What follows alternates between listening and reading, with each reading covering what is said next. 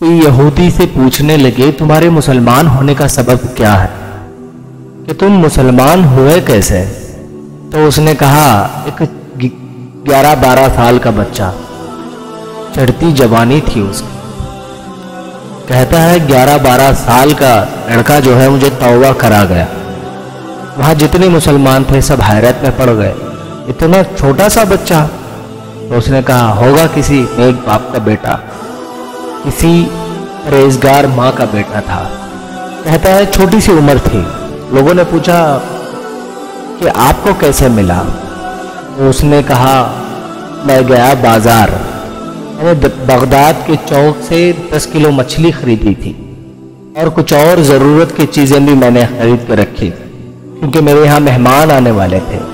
یہ سب چیزیں میں خرید کے جب بازار سے باہر نکلا تو سامان زیادہ ہو گیا تھا۔ چوک میں مزدور بیٹھے ہوئے ہوتے تھے، میں نے مزدوروں کو آواز دی کہ میرے گھر تک یہ سامان پہنچانا ہے۔ اتنے میں ایک چھوٹا سا بچہ جو ہے میرے سامنے آ کے کھڑا ہو گیا۔ اس نے کہا کہ چچا اگر آپ کو کوئی اعتراض نہ ہو تو یہ جو آپ کا سامان ہے وہ آپ کے گھر تک میں پہنچانے کے لیے تیار ہو۔ دوری بھی طے ہو گئی تھی 3 دینار۔ جب ہم سامان لے کے نکلے تو کچھ دور جانے کے بعد میں گرمی بہت تھی، دوپہر کا وقت تھا، 3-4 گلیوں کا سفر جو ہے ہم نے طے کیا تو اذان ظہر کی آواز آنے لگی۔ تو کہتا ہے بڑے خوبصورت الفاظ میں، بڑے منت کے انداز میں، بڑی گزارش کی آواز میں میرے طرف دیکھا۔ عمر چھوٹی سی ہے۔ اس نے کہا چچا اگر اجازت مل جائے تو میں ظہر کی نماز پڑھ لوں؟ اس یہودی نے کہا میں کسی چھاونی میں جا کر بیٹھ گیا اور اس کو اجازت دی۔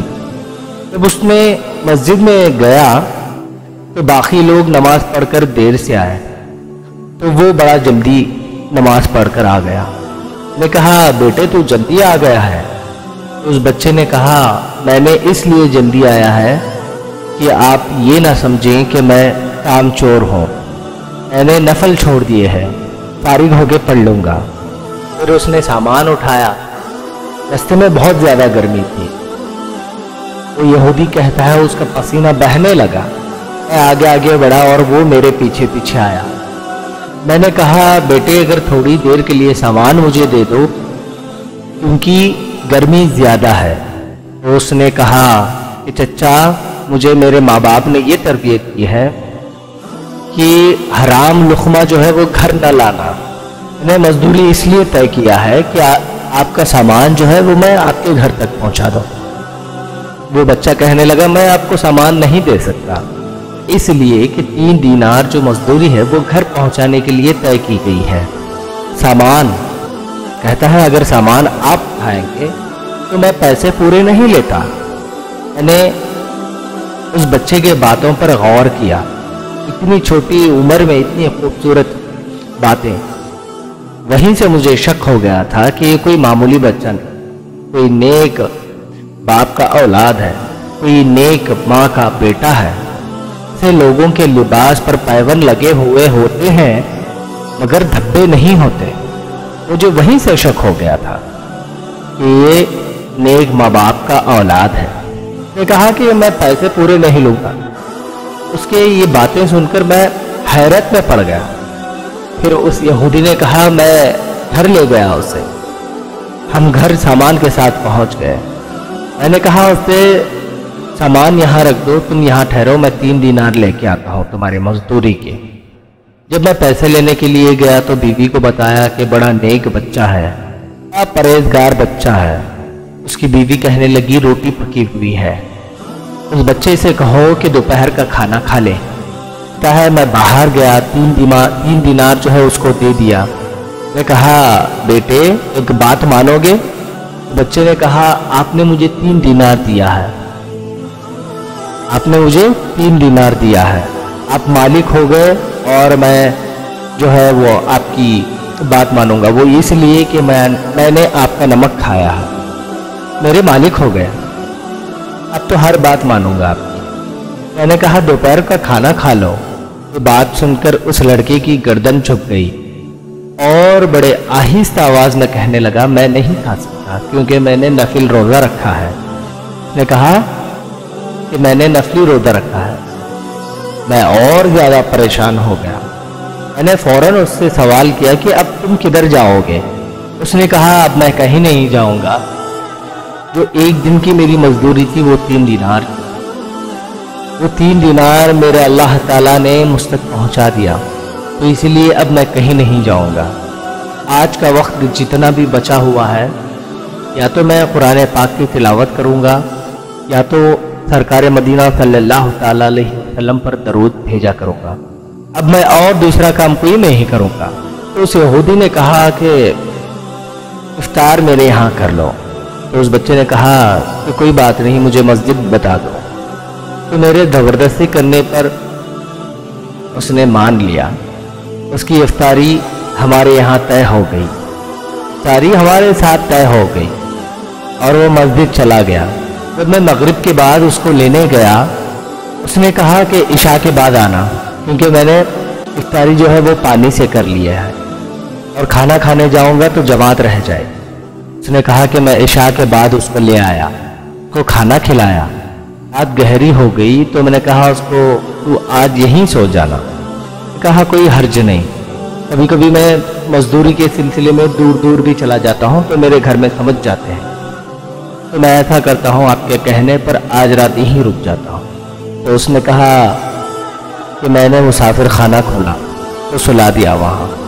میں اور میری بیوی جو میری معذور بیٹی تھی اس کو روٹی دینے کے لیے گئے اور ہم نے جا کر ہماری بچی کو کھانا کھلایا۔ پیروں سے میری بیٹی معذور تھی، وہ چل نہیں سکتی تھی۔ ہم میاں بیوی مل کر ہماری بیٹی سے یہ کہے کہ بیٹی آج بڑا نوجوان بڑا ہی پرہیزگار جو ہے وہ ہمارے یہاں مہمان ٹھہرا ہوا ہے، اور بیٹے تقوی کی روشنی اس کے چہرے پہ چمکتی ہے، بہت ہی پرہیزگار لڑکا ہے، بڑے ہی اچھے گھرانے کا تربیت لڑکا ہے۔ کہتے ہیں بچی کو کھانا کھلا کر واپس آئے، اپنے کمرے میں سو گئے، بچی اپنے کمرے میں سو گئی۔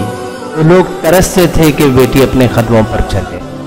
رات کے بیچ کا وقت ہوا تو دروازے پہ دستک ہوئی۔ بڑی بے چینی کے ساتھ میاں بیوی اٹھے، کہنے لگے کون؟ ٹی کی آواز آئی، ابا جی دروازہ جلدی کھولیں۔ اس نے کہا ہمارے کلیجے جو ہے وہ پھٹنے لگے، ہم نے سوچے کہ وہ 2 منٹ جو ہے ہمارے اوپر پہاڑ بن کے رہ گئے تھے۔